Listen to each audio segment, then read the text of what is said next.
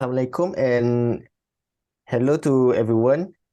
Um, my name is Muhammad Hanif, and these are my colleagues, Siti Elisha and Anis Parvin. So we are going to talk about Islamic banking. Islamic banking is referred to a system of banking that complies with Islamic law, which we are also known for as Sharia law. The underlying principle that governs Islamic banking are mutual risk and profit sharing between the banks and customers, and assure of the assurance of fairness for all, and that transaction are based on underlying business activities and or access. Islamic banking prohibits riba, or we know it as interest, gara, uncertainties, equally, while giving equality participation, contractual relationship, money as potential capital, and also provides justice and fairness, liquidity, better customer relation, and no fixed obligation.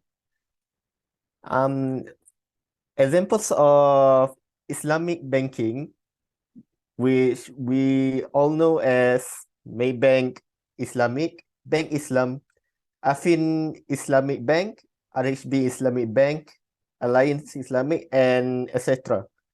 So I'll be passing on to Siti Alicia. Yeah, hi guys. So for the next is what is Islamic banking? So according to our first question, 96.3% of respondents said that Islamic banking is a banking system is in accordance with the spirit, ethic and value system of Islam and governed by the principle laid down by Islamic Sharia, which can be summed up as a banking system that followed the guidance that has been given in the Quran, where they remove the prohibited act in conventional banking to be a much more user friendly for those that might be in poverty. Only 3.7% answer that Islamic banking is a business of lending and borrowing money based on interest, which is false, as explained before, where it is an interest-free banking system to help those in deprivation. Next, for the second question, is Islamic banking an alternative for the conventional banking? Based on the second question, majority of the respondent agreed that Islamic banking is an alternative for conventional banking. Although it ran on almost identical banking system with the conventional bank, but it has been shaped by the guidance of the Islamic Sharia and removed part of the prohibited elements in the conventional banking system and making it more trusted bank for everyone, as there are no interest, hidden payment, and much more. And then 3.7% of the respondents disagreed, as some banks offered several benefits, which can be referred to the use of credit score, where the higher the credit score achieved, the lower the interest the person have to pay.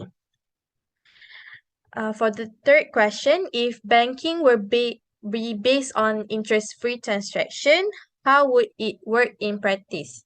So we asked our respondent if banking were to be based on interest free, how would it work?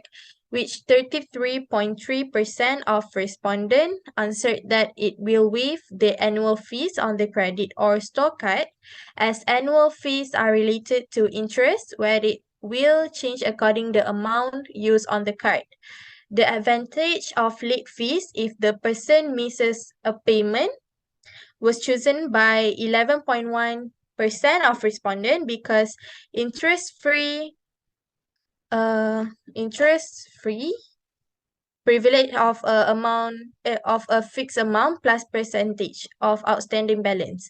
And then 25.9% of respondents said that the payment processing fees will be exempted in an interest-free banking, as it in an additional cost to pay according to the rate.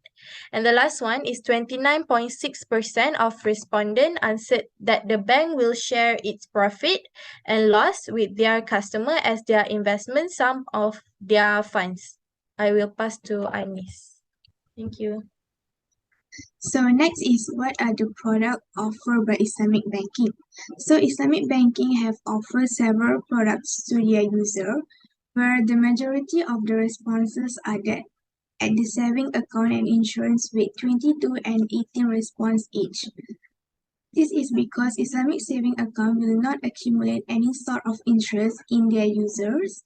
Saving and Islamic insurance of most commonly known as takaful are free of interest, uncertainties and gambling and the risk of the share among the participants.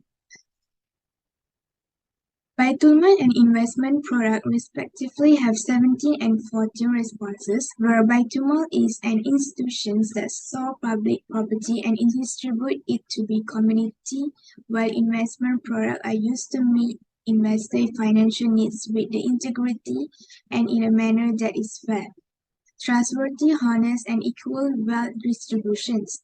The last 5 responses pick pawnbroking or as we call is ar-rahnu, which to sum it all up is a mere pledge or security contract related to the loan, which is a combination of few concepts like Qardul Aslan, benevolence loan, Wardia custody, Wa'ad promise, and Hujra safekeeping. The next question is, what are the basic concepts of Islamic banking? So, for the percentage is 96.3% of them say that the basic concept of Islamic banking are riba-free, prohibition of gharar and gambling, as we can see that Islamic banking system comply with Sharia law to lessen the financial burden on their customer. Only a mere 3.7% say that all the customer will pay income tax, but the truth is the Islamic banking most use zakat, where customer only pay once a year while income tax must be paid monthly. Our final questions that we ask is, which Islamic bank are the respondents using? So 29.6% of the respondents use Bank Islam as the bank Islam gave a free saving passbook upon request of the customer. Hiba that may be given one monthly basis based on the bank discretions on many more in saving account. And second on the line is Maybank Islamic Berhad with 22.2% of respondents using it as their no withdrawal limit at home branches and various account management options.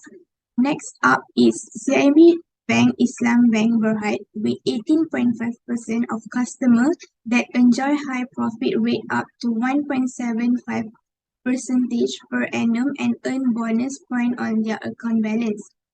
Bank Muamalat Malaysia Berhad has 14.8% of users in their survey have full debit and card functions, full access to iMuamalat mobile